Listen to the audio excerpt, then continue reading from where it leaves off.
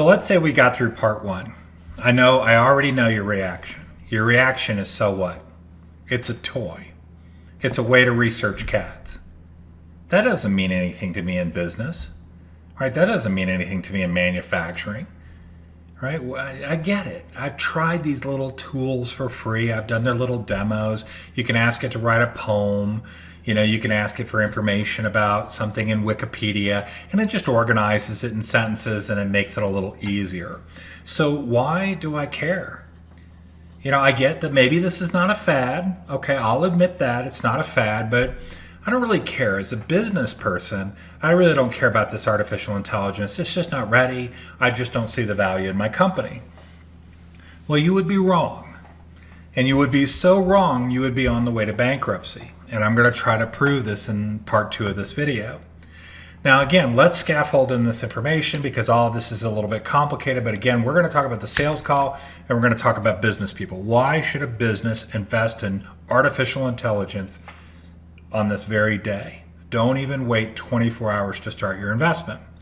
Well, imagine you've got your sales team over here, you've got your competitor sales team, and you're both fighting over the same client, right? Prospect, whatever you want to call it, but you're fighting. You're doing proposals, tooth and nail. You're marketing. You're building a relationship, etc. We've got great leadership. Well, guess what? We got great service. We got great service. You can see that everything is equal. Now, and it's hard for prospects to make a decision between two companies because, really in a way, they're very equal resumes, right? They have the same types of skills.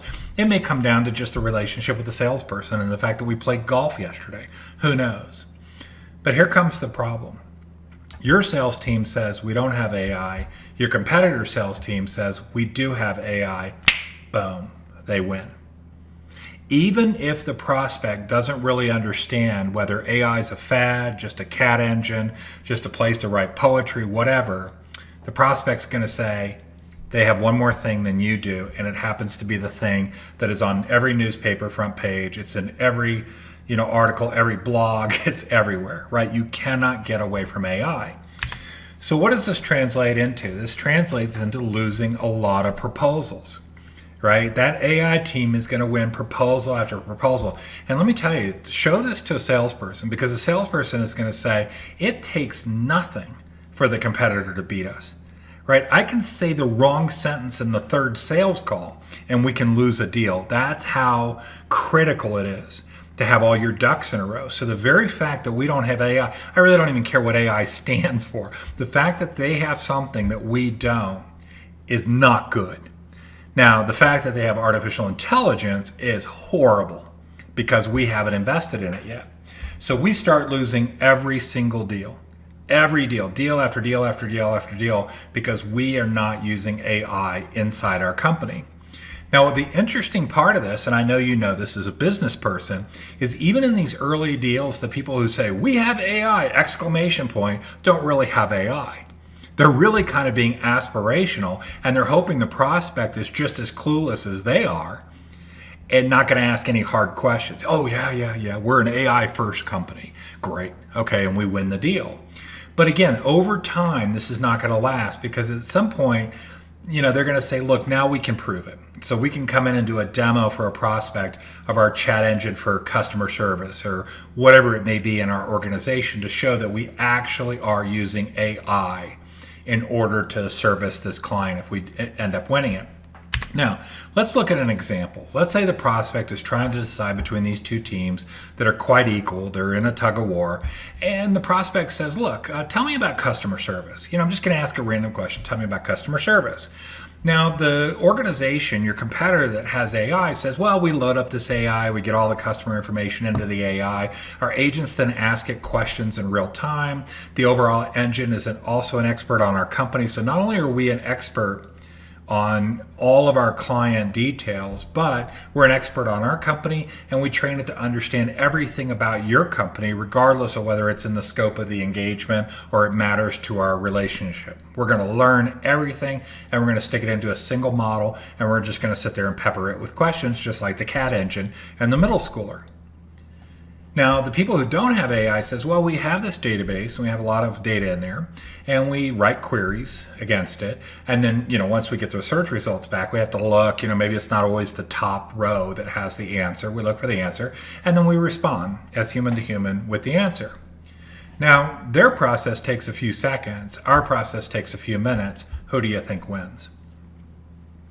Who do you think wins at the end of the day, that deal? And I can go through almost an infinite number of examples of how a competitor is going to beat you every time if they have AI narratives in their sales proposal. All right, the last thing we're going to look at is a few examples. So we use AI to do radiology scans, right? We're pitching a hospital, we're proposing, we're trying to sell them on something. We use AI to do radiology scans. A human reviews radiology scans. You win. This area wins. You can get text. You can text, SMS or just text with your cell phone to get your bank info. You can actually converse like you're talking to a banker in real time, but it's really an AI. Oh, well, we need an app that you load up on your mobile phone and then you kind of navigate an interface. Winner. Now, we have a running joke right now. We're talking about this, and I'm talking about this with somebody else, that the second a Wells Fargo or a Chase or any bank on planet Earth gets the ability for grandma to just say, what's my bank account balance? When was the last time I paid my car payment? How many more car payments do I have? How much is my principal on my mortgage loan? As soon as that happens and it gets that easy, you're going to see a lot of banks going into bankruptcy. So even these banks that are super, super, super regulated, they cannot afford to wait another millisecond to go all in on AI, because the first bank that does it, what do you think the first thing we're going to do listening, if you're listening to this video, we're going to call mom and dad. We're going to call our elderly parents and go, Mom, I know you bank at so-and-so, but I'm going to move you over to Wells Fargo. You're going to love it. It's going to be so easy to use. You just basically talk to the bank. We only have 3 employees and a ton of AI.